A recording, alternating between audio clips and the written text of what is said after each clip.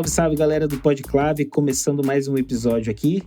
E enquanto o Humberto Dantas navega águas portuguesas, tenho dois convidados muito especiais para conduzir o episódio junto comigo.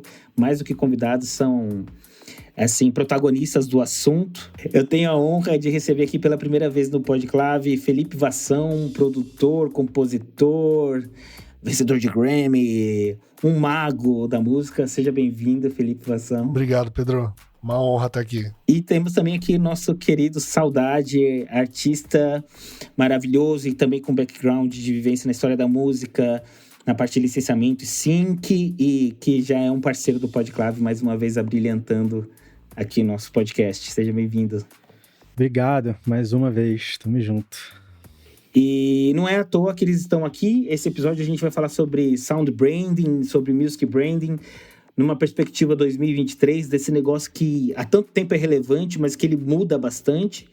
E a gente fala nisso num momento muito especial, né? Que o Saudade, o Vassão colocaram no ar a Santé, que é uma agência de música, e a gente vai navegar um pouco sobre esse assunto. Não é um assunto novo, mas é um assunto que tem diversas formas, ele se transforma ao longo do tempo, nessa intersecção de música e marcas e como ela chega às pessoas. E vocês que têm trajetórias na música, no mercado da música, caminhos tão interessantes, eu queria que vocês contassem um pouco do porquê da Santé hoje em 2023.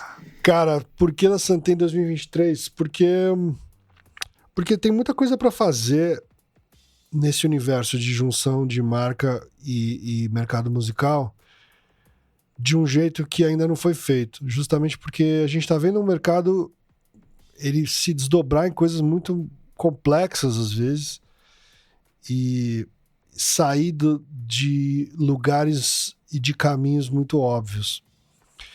E as possibilidades artísticas que isso implica, que isso abre, assim, são meio infinitas, assim, é meio uma maluquice. A gente nunca viu isso ser explorado de um jeito que a gente gostasse que fosse, assim. Acho que o Saulo, talvez como artista mesmo, assim, e eu como produtor, assim, eu via várias oportunidades de junção de universos que seriam benéficos e tanto para a marca quanto para o artista, e eu nunca via isso virando algo real, assim. Só para contar um pouco do background da Santé, aí eu passo para o Saulo para ele falar também sobre isso. A gente começou porque a nossa terceira sócia, que não está aqui, chama Guta, ela soube que eu tinha saído da minha produtora. Eu tinha uma produtora de som chamada Loud, que eu fundei em 2005 com mais duas sócias. Essa produtora cresceu, mudou até de sociedades, assim, tipo, entrou e saiu gente. Quando chegou em 2021, eu tive um treco, assim, e falei, não quero mais fazer isso. O trabalho de produção musical na publicidade, para mim, não estava me dizendo mais nada. Eu vendi a minha participação e fui focar em música e em conteúdo, que são duas coisas que eu amo fazer. E o Saulo sempre foi um parceiro, assim, nos últimos, 7 anos, assim, a gente sempre fez projetos juntos e tal. Sempre teve junto de alguma forma, mesmo, e disso saiu uma amizade mesmo. E a Guta, quando soube que eu saí da minha produtora, falou, pô, vamos montar uma, eu e você. Eu falei, não, mas eu não quero uma produtora, eu já tinha e saí, né? Então, assim, se for fazer alguma coisa com música e com publicidade, tem que ser uma coisa diferente. Eu tinha uma ideia, assim, do que fazer, mas nunca tinha colocado no papel, assim. E nisso, quando a Guta começou a me cutucar, eu falei, pô, deixa eu chamar o Saulo, que acho que ele vai ser um cara que vai ser muito valioso nessa parada, assim, né? E aí a gente começou a organizar isso pragmaticamente no que seria e virou uma agência de música. Acho que tinha muita coisa ressoando na minha cabeça e na do Saulo de formas diferentes, assim. Da minha perspectiva, assim, o Felipe é uma daquelas pessoas que sempre quando eu encontrava, eu falava, putz, por que a gente não se vê mais, né? Sabe, ainda mais nesse fluxo que é de São Paulo, né? Que tudo é, cara, corrido, você tem coisa todos os dias, milhares de coisas, uma agenda de cafés e tudo mais. Eu sempre saía com essa sensação de que era uma pessoa que eu queria encontrar mais, assim. E era uma pessoa que sempre despertava ideias. Até que um dia ele me deu um toque assim, tipo, você consegue jantar hoje? Tem uma proposta de negócio para te fazer. Aí eu fiquei ali, caralho, né? Vamos lá ver qual é. E aí foi meio isso, assim, era essa ideia que depois virou a Santé, uma agência de música, né? E muito da nossa afinidade é por ter vivido, né? Obviamente, o Felipe com muito mais experiência, mas ter vivido situações muito parecidas que ou as coisas aconteciam quase que sem querer, quando era música e marca, ou deixavam de acontecer porque não tinha uma estrutura para acontecer. Então, a gente juntou, na verdade, essa coisa que os dois enxergavam e que já tinham passado por experiências de que faltava uma Santé no mundo, assim, sabe? Então, acho que a gente consegue aliar dois mercados e dois universos que são muito diferentes entre si e que estão em constante conflito quando trabalham juntos, né? Que é música e marca, justamente por serem fluxos totalmente diferentes, mas que vem do mesmo lugar, né? Que é criatividade, conexão, emoção. Eu acho que tem uma coisa bonita na música que todo mundo se sente parte, né? E todo mundo se sente familiar, né? Mas existe um porém que quando a gente vai aprovar um projeto e tudo mais, a gente apresenta para marcas, tomadores de decisão, e isso vira uma coisa, vira já um projeto, uma estratégia. Mas ainda tem essa questão, por exemplo, talvez algum tomador de decisão de uma marca pode achar uma coisa boa ou ruim, ou achar que é legal ou não. É muito difícil ele tirar o pessoal, né, quando a gente está falando de música e arte. Isso tá mudando, mas infelizmente isso ainda é uma realidade. Assim, de gostos pessoais, de circuito de amigos, enfim. Então eu falo isso porque eu acho que vocês, com a Santé, a gente também já experimenta isso com a Clave há um tempinho, é uma missão meio de um movimento meio contra a cultura e quase que educacional mesmo, assim, de um novo jeito de falar de curadoria de música e falar de projetos de música, assim. Assim, eu não tenho nada contra o gosto pessoal. O problema é que os tomadores de decisão, eles são uma camada bem parecida, né, da sociedade, assim. São homens brancos nos seus 40 anos, que mais ou menos é a gente aqui, né, eu sou um pouco abaixo. Mas que é isso, os caras das agências que estão tomando essas decisões são essas pessoas. E aí, se você vê ali 10, 15 músicas as mesmas rodando sempre, assim, né? E aí isso cria um buraco de repertório e um buraco de viabilidade de um nicho, assim, também, né? Que nem é nicho exatamente, mas você tá usando sempre os mesmos artistas e invisibilizando uma fatia foda, gigante do mercado artístico, né? A gente estava falando um pouquinho antes de começar a gravar aqui que os valores de projetos de marca, às vezes, são 3 anos de trabalho de um artista, né? E aí, a gente não precisa atirar sempre muito alto, sabe? Você não precisa... se vai ter música, tem que ser com um artista X que vai custar $500 mil.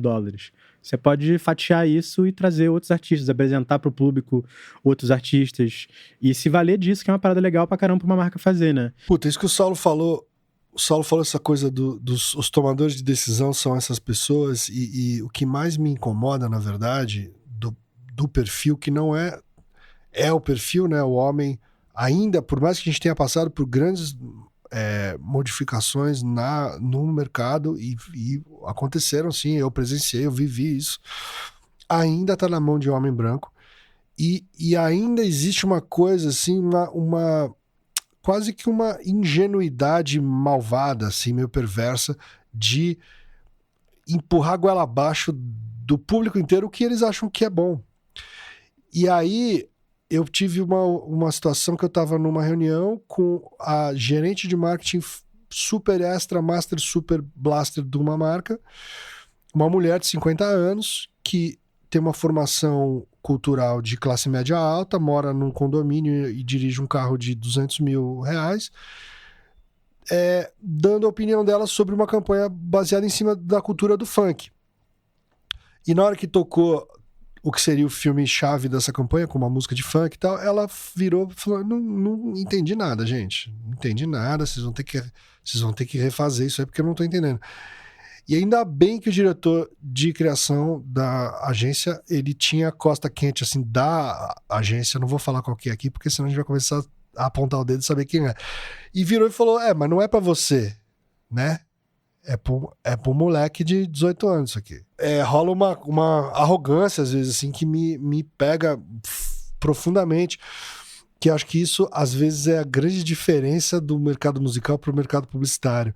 No mercado musical existe uma vontade de entender o outro e de diálogo. As pessoas quem toca tem que ouvir, né, o outro. Porque senão você não toca. Você tá numa banda, você tá lá tocando baixo, tem que ouvir que o cara tá... Onde que o bumbo tá dando. E no mundo corporativo, não. Cada um por si, foda-se os outros. Então, é aí que eu acho que nasce o grande desdobramento de não encontro das ideias. E é onde eu acho que a gente entra, porque a gente consegue entender esses dois universos e a gente tenta costurar isso de um jeito que funcione, né? Cara, eu acho isso maravilhoso, Vassão, porque eu me lembro um painel que eu tava ouvindo em uma conferência de música famigerada no Brasil, e era, teoricamente, o patrocinador de uma das marcas que mais fazem projetos musicais, assim. E eu tô falando de 2019, tá? Ontem. E ele falou assim, cara, temos um projeto incrível que vai mudar a cena independente. E essa era uma feira de música para artistas independentes. Então a gente vai gravar o CD, ele usou essa palavra CD em 2019, do artista, e ele vai poder divulgar o seu trabalho. Eu falei, mano do céu. O cara, quem precisa de um CD em 2019? Me dá 0,0001% que você gasta em mídia e faz um plano de mídia para esses artistas. Mas o que acontece, cara? É isso, é a falta de diálogo. Então estão os caras na agência, no escritório, tomando decisões para projetos musicais, mas sem sentir o cheiro do palco, sem sentir a vibe do show, sem descer para ver. E além do mais, hoje a gente tem uma outra complicação, que é o aparentar, né? Então, muitas coisas que acontecem hoje são para aparentar uma coisa. E eu acho que a nossa missão é nesses dois lados, inclusive, porque a gente também quer apresentar que existe um caminho criativo, interessante e com propósito também nesse diálogo com marca para os artistas, né? Para que seja um jogo legal para as duas partes. Mas é aí que tá, a gente acredita que isso é possível quando você leva em consideração o universo do artista. Porque senão vira um job e o artista é um fornecedor, sabe? Então, se você é de uma marca que você só quer se conectar com o número e a influência do artista que você está contratando, cara, aí a gente não acredita que seja o caminho que você está falando, sabe? Mas se você tá ali para se conectar com o universo do artista e contemplar isso dentro da sua estratégia e do briefing que você está fazendo da campanha, aí muda de figura, né? Porque no final das contas é isso, né? O consumidor, ele é fã também, né? E o fã da artista é um consumidor também. Só que para isso funcionar para as duas partes, o universo artístico tem que estar contemplado, o que não acontece na maioria das vezes, né? Isso que o Pedro falou de aparentar é uma coisa muito incrível, que eu vi isso mudando. A gente vem de uma tradição de publicidade aonde basicamente publicidade ressignificava ícones da cultura pop. Basicamente é isso, ou da cultura popular, não só pop, mas basicamente a publicidade sempre se apropriou de alguma coisa e colocou a favor da sua mensagem. E as pessoas se encheram o saco disso e a publicidade evoluiu para um lugar de construção de marca onde você tem uma relação, tipo, uma relação quase que uma relação de amor e de admiração que você tem com um artista. Então, quem usa equipamentos da Apple tem uma relação com a Apple que vai além, às vezes, da marca ou do pragmatismo. Eu estou usando isso aqui porque é bom. Tem uma coisa emocional. E se a publicidade evoluiu para isso, então por que ela também não evolui a ponto de entender que a relação dela com os fãs daquele artista é a relação que ela tem com os seus consumidores? Ela precisa ser transparente, precisa ser muito, muito verdadeira, muito autêntica nisso também. E viabilizar tudo isso de uma maneira comercial, né? Porque no final das contas a marca ela tá buscando resultados. Só que a nossa experiência diz que hoje em dia, principalmente, parte desse resultado ele é dado pela veracidade e pela organicidade do conteúdo, né? Então o público não quer mais ver um negócio que é de plástico, né? O Felipe sempre fala isso, assim, né? A fase de você ver um comercial e falar, caralho, mas essa música aqui, com certeza a referência foi essa aqui. Isso aí acabou, vai acabar muito em breve, sabe? Então, acho que as pessoas estão em busca cada vez das coisas de verdade, né? Do real deal do negócio, assim, sabe? Total. E os artistas entregam isso, né? Uma coisa que a gente busca muito essa intersecção, e corroborando com essa visão de vocês, é justamente conseguir fazer essa sincronia de projetos ou artistas que vai fazer sentido essa conexão com a marca, com esse objetivo. É raro, é mais difícil, mas quando faz o clique, é satisfatório para os dois, assim. E você vê uma otimização de energia mesmo, assim, energia de ambas as partes, assim, sabe? Eu vejo que a gente tem essa oportunidade, então, por isso que é um trabalho constante, esse diálogo com a classe artística, ver as dores, ver as necessidades, e é quase que um convite para a marca ser parte de uma biografia de um artista, sabe? Ser um ponto, cara, o meu projeto vai ajudar nesse momento da carreira do artista. É muito legal pegar a rampa de um artista famosão, que tá brilhando muito e aparece em todos os comerciais. Quer dizer, é muito legal para os objetivos de uma marca de massa, talvez. Mas quando você faz parte da biografia do artista, você aposta ali quando ele tá precisando. E aí ele tem um elo de ligação e gratidão com aquela parte, com aquele projeto, com aquela campanha, que para sempre. Você fez eu acho que essa é a nossa oportunidade, assim, convidar marcas para fazerem parte dessa biografia, assim. E a gente já viu essas rampas acontecerem várias vezes e se perderem, né? O Felipe tem um exemplo que é o mesmo do meu, com a mesma artista, mas eu vi em outro job, em outra marca lá no Rio, a mesma artista, que a gente pode falar quem é artista, não falar quem era a marca, mas a Isa, de campanhas que a gente sugeriu em lugares diferentes, épocas diferentes, o Felipe na Loud, eu numa produtora que eu trabalhava, que era Sonido, para projetos que a marca olhou e falou, sei, né, essa menina não é tão grande ainda, e aí 6 meses depois ela virou a Isa. Né? E você deixa de entrar nessa porta que você não entra nunca mais, a não ser por um caminhão de dinheiro, que provavelmente pagaram depois também, né?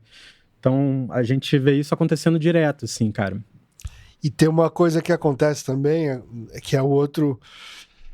Às vezes tem uma marca, tem uma agência, tem um cliente que tá querendo até pegar um artista na virada, mas vem com uma pressão tão pesada, assim, que assim, me acha a próxima Anitta. Mano, se eu soubesse quem vai ser a próxima Anitta, eu não tava aqui, né, brother? Eu não tava ouvindo você me pedir isso, eu tava lançando a próxima Anitta. Então, assim, não tem a ver com achar a próxima Anitta, tem a ver com você construir um caminho de comunicação que se capilarize e se conecte com as pessoas que vão te trazer mais resultado, da melhor forma possível. Aconteceu uma vez uma marca de bebida alcoólica que tem várias ressalvas, né? Para estar numa campanha de bebida alcoólica, se eu não me engano, você tem que ter mais de 25 anos. E publicidade é um negócio que, você não pode ficar falando palavrão, tem uma questão toda ética também da própria publicidade que se autorregula e tal. E aí os caras queriam fazer um funk para uma marca de bebida. E aí você fala, cara, o funk, grande parte dele é baseado em sexo, então você não vai poder falar sobre isso. Festa e ficar muito louco, você também não vai poder falar sobre isso num comercial. E sexo entre jovens, né? Novinha e 25 anos. Sobrava o tema pertencimento, que é um tema muito... Eu tô sendo bem, né, bem reducionista aqui. Mas basicamente qualquer música pop fala sobre isso, né? Sexo, droga e rock and roll, né, gente? Não precisa ir muito, né? Vamos lá. Porque eu tô vendo alguém falando, não, mas funk não é só isso, não. Música pop em geral é basicamente isso, né? E aí você fala, cara, a sua marca quer se apropriar de um estilo musical que não vai funcionar, talvez. Talvez o único que funcione seja o pertencimento. E o pertencimento da cultura urbana vem muito sobre você fazer parte de verdade daquele movimento ou não. Então só entra quem é real. E quando a gente escreveu uma letra que era falando sobre isso, tipo, só entra quem é, o cliente falou, não, tem que ser uma coisa inclusiva, então entra quem quiser. Aí você fala, pô, então não é uma música, não é... Você começa a ver essas coisas meio desmoronar, porque essa conexão, ela não é toda hora que ela é viável também. Não dá pra você forçar a barra. Total, Vação. E ouvindo você falando isso, eu penso muito numa tecla que a gente bate às vezes aqui, que assim, a marca ela tem primeiro que ela tem a história que diz mais do que ela, e o posicionamento, né, o produto em si já é um discurso, já é uma identidade, uma persona. E fora isso, a marca ela tem um guide de marca visual, ele tem todo o cuidado, né? Você não pode usar a fonte para cá, para lá, você não pode usar a cor fora do Pantone. E quando a gente fala de um desdobramento de um music brand, de um sound brand, qual que é a identidade de uma marca? Como que ela soa? Então... E é principalmente hoje que as marcas elas se desdobram em personas, em social, né? E a gente falando desse momento novo, e que o público vai atrás. Então é cada vez mais difícil a gente tá falando do aparentar ser e tudo mais, cada vez mais é difícil você conseguir convencer um público que você pertence a esse lugar, que você pertence a essa história, a essa cultura que você tá chegando agora, ou que não condiz com essa identidade. Então... É meio forçar a barra, porque o artista também tem uma identidade, também tem um guideline que talvez não seja tão constrito quanto de uma marca, mas tem. Alguns artistas, inclusive, têm um guideline visual. Você pega a Def Leppard, pega a banda de heavy metal, todos eles têm seus estilos gráficos até. Mas é exatamente isso. Às vezes não rola um respeito mútuo, né? Tipo assim, eu quero que esse artista se adeque ao meu guide. Não, mas e o guide do artista? Ele também tem uma demanda do lado dele, né? E muitas vezes as marcas acham que é o dinheiro que vai mudar, né? O guideline, né? E porque, assim, dependendo da realidade do artista, talvez seja, né? Talvez seja mais caro do que seria, mas beleza, vamos fazer para valer. Mas eu passei por muita situação na época que eu tava na BMG de a agência não conseguir entender que não era dinheiro que ia fazer aquilo ali mudar, sabe? Uma reprovação, né? Um não, assim. Mas a gente tá pagando $1 milhão, não interessa, é valor, né? É valor, não é financeiro, né? Bom, o negócio da música como um todo, ele tá mudando muito, né? Não é só essa presença das marcas, mas é uma mutação completa, assim, né? Hoje a música... A gente estava no último South by Southwest, Saulo e eu, a gente viu muitos painéis juntos, e rolou um da Media Research que foi muito massa, que ela falou sobre o novo mercado da música, a contracultura do music, da indústria da música. E ela falava sobre esse mercado novo, né? E uma das coisas que ela falava é sobre essa relação de fãs muito simbiótica, puxada muito por TikTok e afins, né, que meio que elevava um novo grau essa relação de fã e artista. Então é um lugar muito novo que os artistas estão aprendendo a surfar também, e as marcas também, né, nesse lugar, assim. Por exemplo, antes, daí a ativação tem muita história para contar, mas sei lá, antes uma marca queria emplacar um single, né, queria que a galera saísse cantando, né, a gente cresceu numa época que se cantava jingle que tocava na TV. Hoje você não tem nem TV, né? Hoje é difícil você ter uma mídia que alcança tanta gente, crie isso. Então, são outras histórias que você cria com a marca, né? E os artistas, são outras ambições, né? E vocês, inclusive, têm esse lema muito massa, que é mais singles e menos jingles. Então, eu queria que vocês falassem um pouquinho sobre esse lema e sobre esse novo momento de relação artista-fã, marca também, nesse momento novo que a gente vive, né? Essa eu deixo pro Saulão, que ele que veio com essa frase que é muito foda. Cara, da maneira como eu enxergo, assim, né, eu acho que os jingles que a gente lembra foram jingles que acabaram virando singles mesmo, né? Então você tem lá o do Guaraná, você tem o que você comentou comigo do metrô da Itália, né? Qual foi que você contou? Acho que vale a pena contar essa história também. Mas eles acabam virando singles, né? No final das contas. E essa nossa ideia de mais singles e menos jingles é fazer com que justamente a marca contemple o universo artístico do artista para usar no que seria o jingle da marca, né? Então, tipo, usaria um single mesmo, né? Então, pra gente é uma explicação muito compactada do que a gente quer fazer, né? De você conseguir trazer pro universo da marca, o universo da publicidade, músicas mesmo, né? Singles, né? E contemplando ali um universo artístico que o criador ali, né? O artista ou os autores vão realmente se engajar como se fosse um single do próprio artista que tá trabalhando, assim, né? Não é um job que ele tá ali, puta, cara, eu vou ganhar essa grana aqui, como se fosse um fornecedor mesmo, que é mais ou menos como se fosse um jingle, assim, né? Ou às vezes é uma paródia da própria música, sabe? Então é uma coisa de você usar realmente o produto verdadeiro na essência mesmo, né? Eu fiz uma campanha pra Samelo, Sapato Samelo, em 2002, cara, muitos anos atrás. Foi uma das primeiras vezes que eu vi uma marca querendo se posicionar com música. E os caras encomendaram uma canção que desse a ideia sobre a alma da marca Samelo. E era uma coisa de viver o agora, assim. E a gente compôs uma música, quem compôs foi o Marcelo Quintanilha. A gente mexeu em umas coisas e tal. Quem cantou foi uma menina chamada Adriana Mesadri. Outra época, né? Ela tava sem gravadora nessa época, mas ela tava meio prometendo, assim, pá. E foi composta como uma canção. E foi a primeira vez que eu vi uma canção que não falava o nome do produto ser comprada por uma marca. Onde você passa a ideia, a sensação, os valores, mas você não precisa falar compre sapatos Samelo, entendeu? Foi a primeira vez que eu vi isso acontecer, faz 20 anos. É uma coisa nova, assim, se for pensar, né? Por outro lado, tem uma bunda molice do mundo corporativo. O jingle do Kellogg's, do Sucrilhos, era: no time do Tony, você entra pra vencer.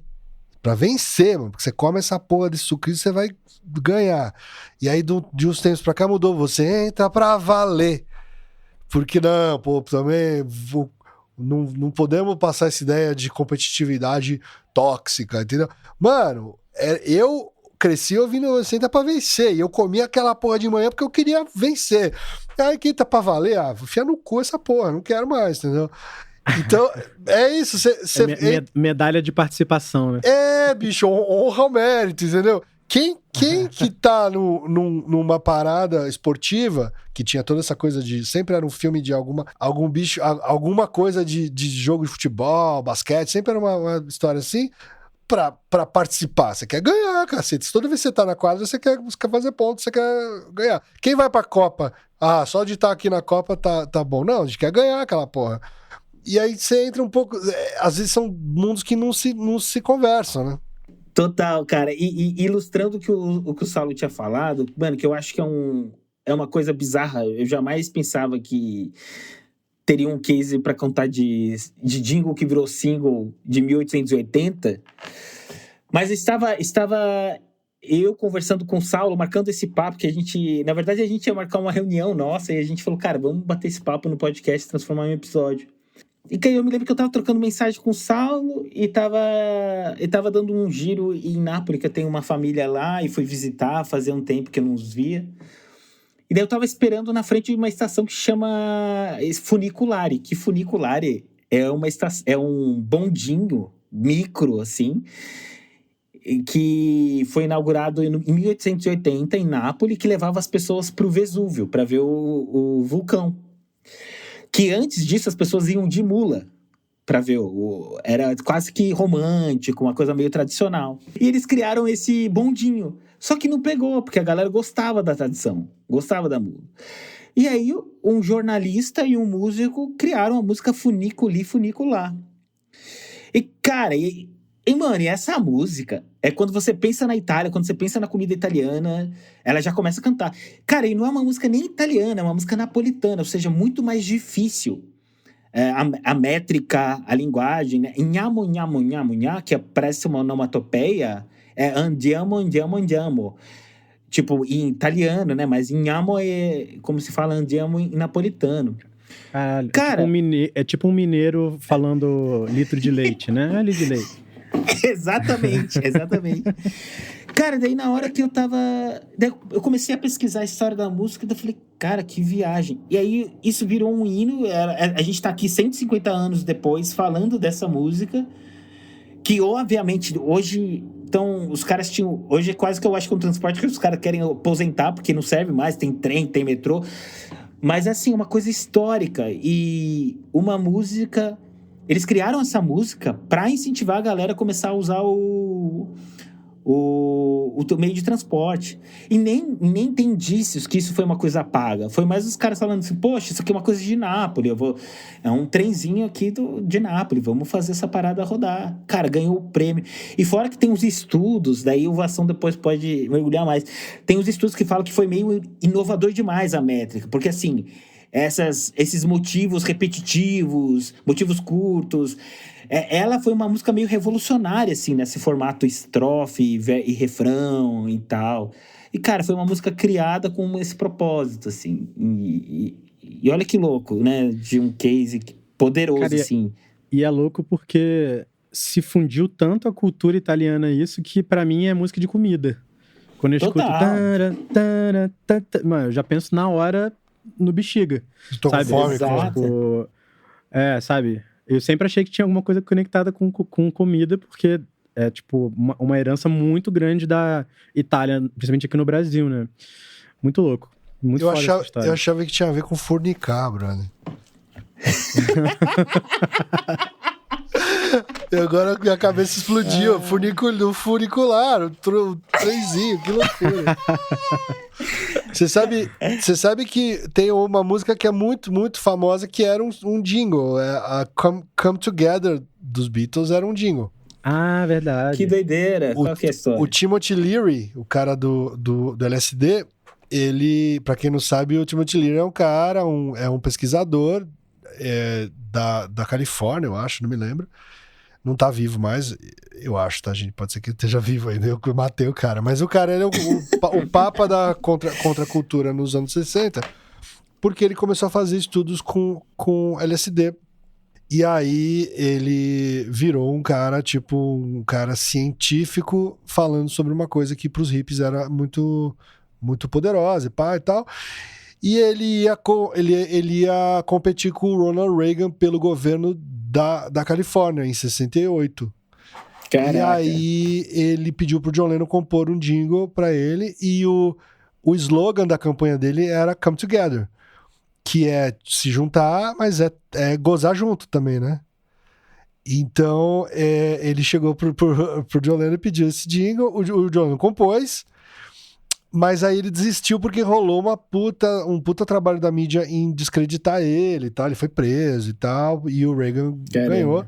Ele, na verdade, acho que nem concorreu. E aí o John Lennon, um ano depois, eles estavam fazendo o Abbey Road. E o John Lennon chegou com essa ideia e aí desenvolveu pra música. Não era exatamente daquele jeito, né? Eles desenvolveram juntos ali. Tinha um ukulele, assovio, né? Pra funcionar na campanha política, né? Mas era um jingle político. Muitas das frases do verso eram frases que eles iam usar. He come old, flat top, he comes grooving up slowly, he got... Então essa ideia Que doido. essa construção desse coisa. Falando de jingle político, tem uma brincadeira pra quem faz jingle, que jingle político só tem dois. O está tudo bem, vamos continuar, e o está uma merda, vamos trocar, né?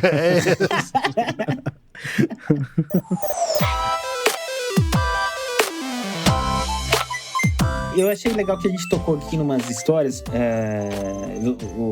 de alguns cases, assim, mas eu queria que, se vocês pudessem ilustrar com mais algumas referências que vocês gostaram dessa intersecção, assim, de marca e música. Porque a gente estuda um pouco essa história, cara. Sei lá, eu acho que algumas figurinhas se repetem, assim, né? Por exemplo, o Starbucks tem uma história muito longa com a relação com a música. A própria Coca-Cola, que não para de se reinventar, né?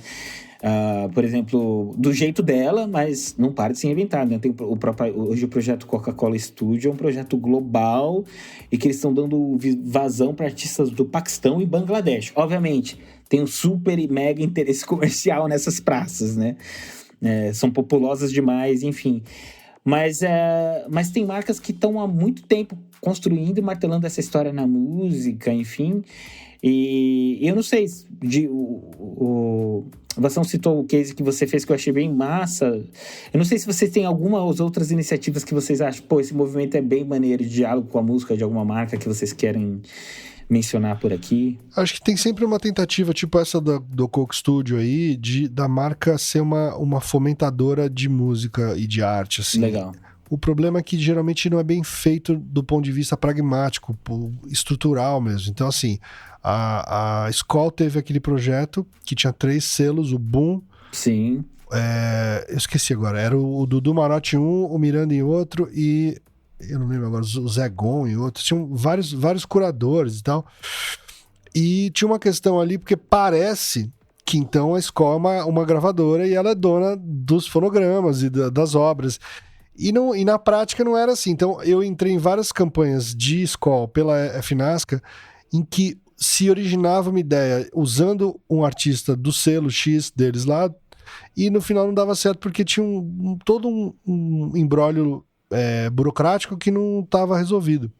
Então isso é um negócio que porra, era para ser um negócio extremamente proveitoso para a marca e não foi, porque faltou talvez até um entendimento da marca de que ela talvez deveria bancar aquilo como uma gravadora banca. Ela não faz ideia de quanto que uma Sony da vida gasta para lançar um artista, né? Não tô aqui defendendo gravadoras majors também, porque tem muita gente do indie que é crítica, mas enfim, tem um negócio ali e tem um custo e tem todo um rolê ali. E acho que Natura aqui no Brasil também tentou fazer isso com Natura Musical. Existe Natura Musical, é valiosíssimo. Muita gente que não tinha acesso a estar no radar esteve por causa da Natura Musical. É uma marca que tem um DNA musical muito forte, fiz bastante coisa com eles são incríveis. Mas, de novo, parece que a Natura Musical e os artistas e as músicas e os produtos fonográficos ali são da Natura, então teria um livre acesso para esse diálogo com a comunicação, e não é tão fácil assim. Eu acho que é um conceito interessante que fica muito como símbolo desse nosso papo aqui, que eu acho que é um movimento da marca como plataforma, mais do que a marca como um protagonista dessas campanhas, dessas ações, dessas parcerias com os artistas, né? Mano, tem uma coisa de sound branding que eu acho que é assim, é muito boa, assim. Eu nem sei se eu posso falar isso, porque quando eu usei, eu tive que assinar um NDA há muitos anos, mas foda-se. Eu fiz uma campanha para Audi. E aí eu recebi o acesso a um portal da Audi para quem trabalha com som com eles. E é o melhor projeto de sound brand que eu já vi na minha vida. Que coisa incrível. E eu fico muito triste de ver que o nome sound branding acabou virando meio piada às vezes, até porque só fazendo umas então acabou, isso é um sound brand. Não, faz um biriri, faz um five notes. Tentaram inventar essas reduções, mas não é. Sound branding é tão ou mais profundo do que um guideline visual. Muito legal. Porque guideline visual você consegue ver, e som é intangível e sensorial, né? É muito, muito foda. Total. E o conceito do sound branding da Audi era muito bom, que era o seguinte: você pode fazer o que você quiser, contanto que fique claro com os elementos que você usar sonoros, que você está juntando o coração com a máquina. Então você tem que ter algum elemento que remeta ao humano e algum elemento que remeta ao maquinário. E aí ele mostra os do's e os don'ts, e realmente não tem nada a ver. Não é que toda a música da Audi tem que ser um techno, ou toda a música da Audi tem que ser um folk, ou toda a música da Audi tem que ser um rock. Não. Tinha filme da Audi que era assim, era um quarteto de cordas com uma batida eletrônica. Tinha filme que era uma banda de rock, só que era toda picotada pra parecer meio Ministry. Tinha filme que era só sound design, mas era sound design super orgânico, com efeitos extremamente pontudos e claramente eletrônicos. Então, era sempre a junção do motor do carro com o coração de quem guia, e quando você ouve a audiomarca deles, tum, tum. É isso, é uma coisa metálica, um traço metálico da máquina com o tum-tum do nosso coração. Isso ficava explicado de um jeito tão foda que quando a gente fez essa trilha, ela foi aprovada de primeira e o filme não. O cara da áudio falou, não, de música os caras entenderam, agora o filme vai ter que mexer, porque não é que a gente acertou porque a gente é foda, não, porque os caras são foda em passar o briefing. E aí eu sinto muita falta de sound branding hoje ser aplicado com esse nível de profundidade. Porque acaba virando só isso. Qual que é a cara da marca é essa? Qual que é o estilo da marca é esse? E aí acaba se tentando colocar assim, então o estilo musical tal é o funknejo, é o som da cerveja tal, entendeu? Cara, sound branding é muito mais do que isso, assim, né? Muito, muito, muito, muito mais. E fica mirando nos outros sound brandings que pegaram, né? Ao invés de explicar melhor possível o significado ali, é tipo, putz, mas esse aqui tem que ser meio que igual do McDonald's, né? Essas coisas assim de... Quando o briefing começa com uma referência à próxima X, ou faz igual assim, já dá uma preguiça, assim. Mas eu acho que é massa do que a gente falou, dos cases que a gente falou, das visões aqui... Deu até daquele apetite, assim, de ver coisas acontecendo. E isso é muito massa quando a gente fala dessa intersecção de música e artista, porque é isso, eu acho que é esse motorzinho que a gente tenta mostrar, né? Tanto pro artista quanto para as marcas, dessa intersecção funcionando, assim. Pô, eu queria agradecer. Queria ficar, inclusive, mais tempos. Eu quero fazer mais episódios juntos, mas queria muito agradecer, Felipe e Saulo, pelo tempo de vocês, por essa conversa. E muito entusiasta aqui desses primeiros passos da Santé, que sejam vida longa aí para essa iniciativa. A gente volta para compartilhar um case nosso em breve. Bora. Obrigado, meus queridos. Valeu, galera. Até a próxima. Valeu, gente. Obrigado aí. Até já.